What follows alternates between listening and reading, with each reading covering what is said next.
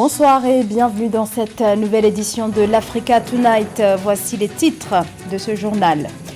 La visite est qualifiée d'historique par les deux pays. Le chef de la diplomatie russe, Sergueï Lavrov, était au Mali ce mardi, signe du rapprochement entre la Russie et le Mali, tant sur le plan économique que diplomatique. Les autorités maliennes se félicitent de cette alliance. Vous entendrez dès le début de ce journal Abdoulaye Diop, le ministre malien des Affaires étrangères. Soutien à la filière coton en Côte d'Ivoire. Le gouvernement annonce une aide de plus de 34 milliards de francs CFA destinée aux producteurs pour la campagne 2022-2023. Du sport, retour dans cette édition sur le coup d'envoi au Cameroun de la saison 2023 du championnat féminin de basketball avec les débuts très remarqués du club Overdose, vainqueur des 3 dernières éditions. Dans le cadre d'une tournée sur le continent africain, le diplomate Sergueï Lavrov était ce mardi 7 février au Mali, un déplacement du chef de la diplomatie russe au cours duquel l'entente et le rapprochement entre les deux pays ont été réaffirmés, ce qui concrétise le rapprochement opéré par la junte malienne avec le Kremlin depuis la rupture de l'alliance militaire avec la France.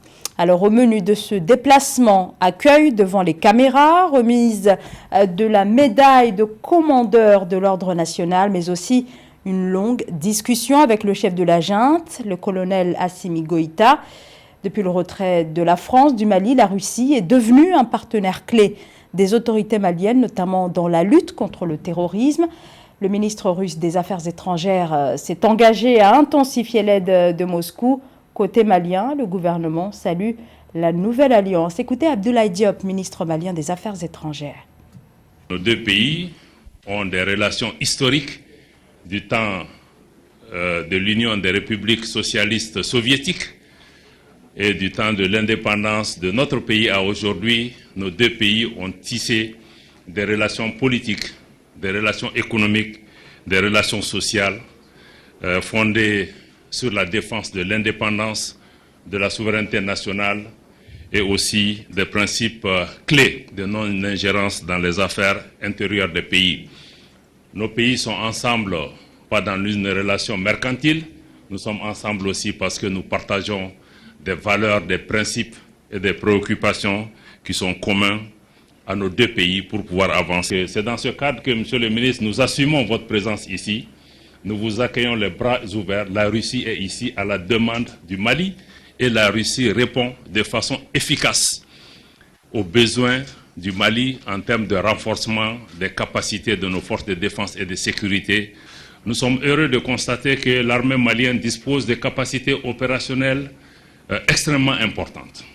Et nous avons travaillé à assurer l'autonomie d'opération de nos forces de défense et de sécurité. Parce que, Monsieur le ministre, pour pouvoir travailler avec les autres pays de la région, il faut avoir d'abord une capacité interne. Et aujourd'hui, nous avons ces capacités, nous avons des hommes et des femmes patriotes engagés sur le terrain qui sont à l'offensive, qui sont arrivés à porter des coups extrêmement durs aux groupes terroristes, même si nous savons que la lutte contre le terrorisme est aussi un combat de longue haleine. Dans son rapport portant sur le massacre perpétré à Kichiché, à l'est de la République démocratique du Congo, les 29 et 30 novembre 2022, le Bureau conjoint des Nations Unies pour les droits de l'homme en République démocratique du Congo revoit son bilan, désormais porté à 171 civils tués contre 131 dans un précédent rapport. L'instance de l'ONU dénonce des actes de représailles commis par les rebelles du M23 contre les civils pour leur collaboration supposée avec les forces de défense et de sécurité nationale et des groupes armés rivaux. Le bilan du bureau de l'ONU a été établi à la suite de missions effectuées autour des localités de Bambo et Kichiché dans la province du Nord Kivu. Les combats se sont accentués depuis mars 2022. Dans l'actualité également, le limogeage en Tunisie d'Othman Jerandi. Le désormais ancien ministre des Affaires étrangères a été démis de ses fonctions par le chef de l'État Kais Saied. Décision actée ce mardi. Othman Jerandi était à la tête du ministère depuis 2020 au sein du gouvernement Hichem Mechichi. La présidence tunisienne n'a pas mentionné les raisons de ce limogeage, mais ce départ intervient dans un contexte marqué par une crise diplomatique impliquant la Tunisie, l'Algérie et la France autour du cas de l'opposante franco-algérienne Amira Bouraoui, réfugiée en Tunisie. Sachez que pour succéder à Othman Jerandi, le nom du diplomate Nabil Amar a été annoncé. La Banque ouest-africaine de développement réaffirme son engagement en faveur du Burkina Faso. C'était au cours de la visite ce lundi à Ouagadougou du président de l'institution, Serge Ekwe.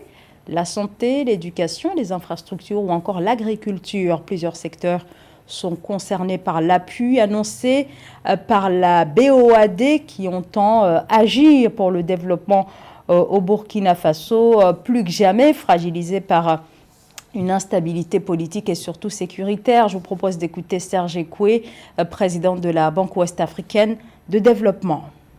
Et nous avons convenu avec le chef de l'État des axes principaux de développement. Nous avons évoqué des questions d'infrastructure, nous avons évoqué les sujets d'agriculture, d'énergie, les sujets d'habitat social. Nous avons longuement évoqué la question du capital humain, c'est-à-dire la santé et l'éducation. Suite aux importantes pertes de revenus causées par la destruction des plantes par les insectes, le gouvernement ivoirien annonce une aide aux producteurs. Celle-ci est de 34,52 milliards de francs CFA.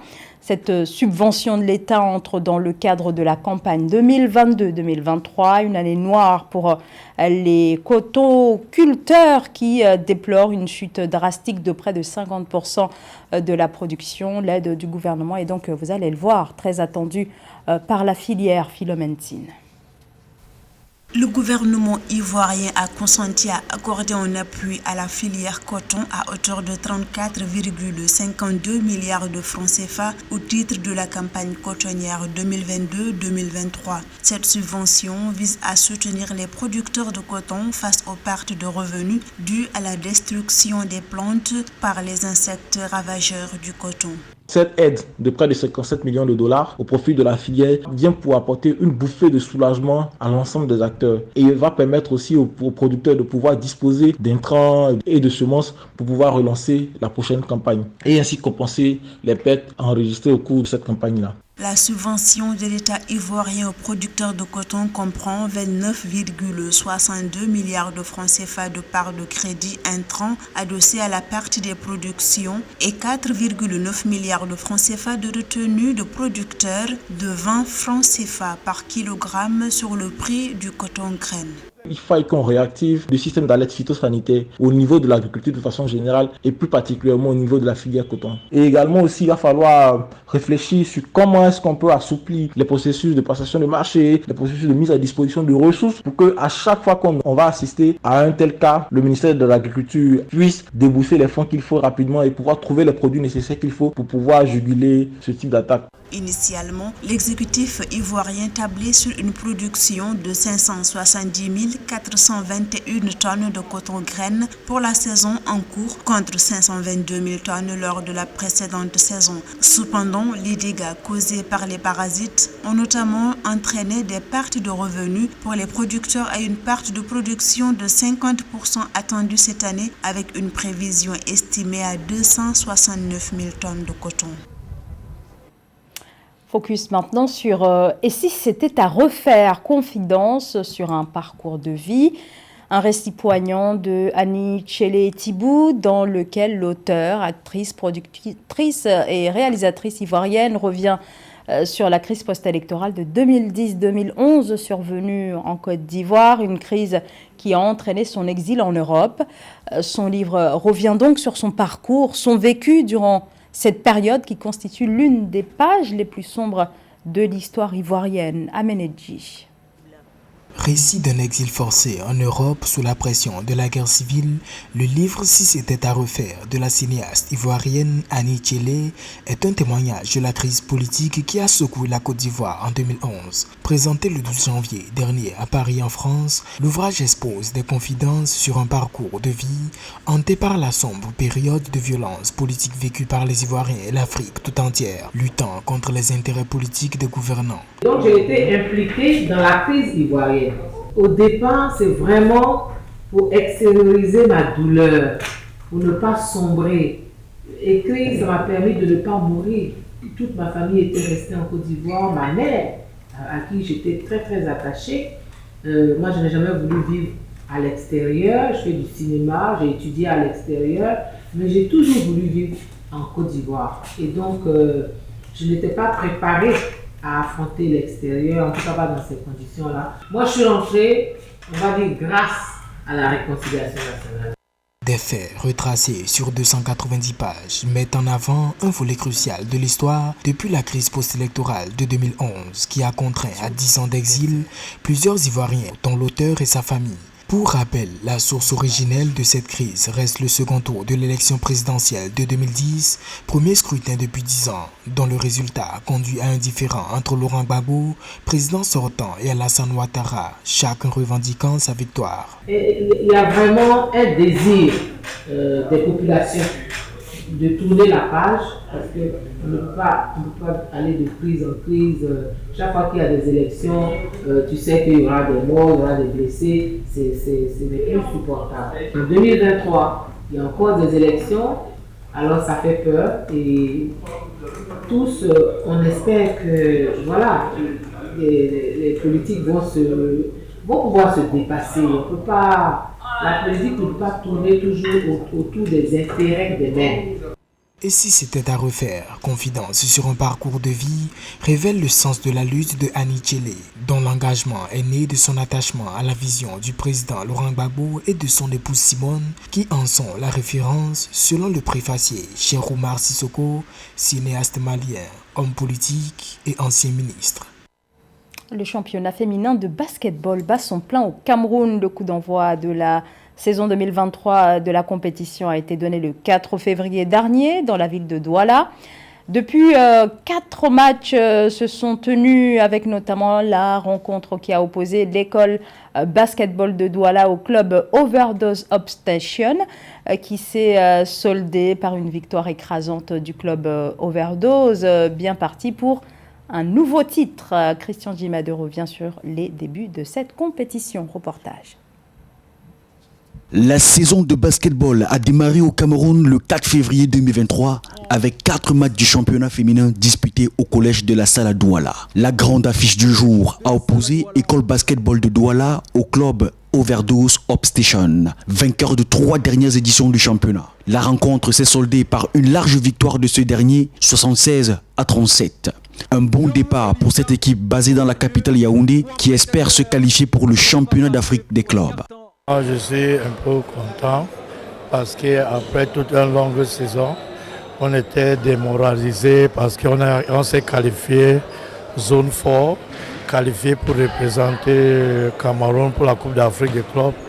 Et on n'a pas parti et on essaie d'élever encore le moral des filles.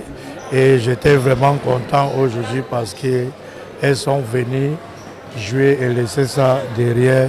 Et on est en train de préparer pour une autre étape. Et ça s'est montré au terrain. Les 3 autres rencontres du démarrage du championnat camerounais de basketball féminin ont vu la victoire d'United Ladies de Douala sur AS Kip de Dream de Yaoundé 48-42, l'hégémonie des forces armées police sur Oryx de Yaoundé 64-56 et la défaite de Battiston Foundation, un club nouvellement promu face à l'université de Douala 68-85. Surtout quand on s'est préparé dur, on n'est pas venu en villégiature, on est venu après une longue préparation âpre. On a remis les bouchées doubles pour démarrer sur les chapeaux de roue. Malheureusement, ça n'a pas été le cas. Nous allons tirer les leçons et bon voilà, on va essayer d'arranger pour les prochaines rencontres. Les 4 premières rencontres du championnat d'élite camerounais de basketball ont été retransmises en direct sur les plateformes digitales de la Fédération camerounaise de basketball et de la chaîne panafricaine Africa 24 Sport, partenaire de l'institution. Le média va participer à la promotion du basketball camerounais sur l'ensemble du continent africain et au-delà dans le cadre d'un partenariat avec la fédération. Et c'est la fin de ce journal. Merci à vous de nous avoir suivis. Dans un instant, une nouvelle édition de l'actualité sur Africa 24.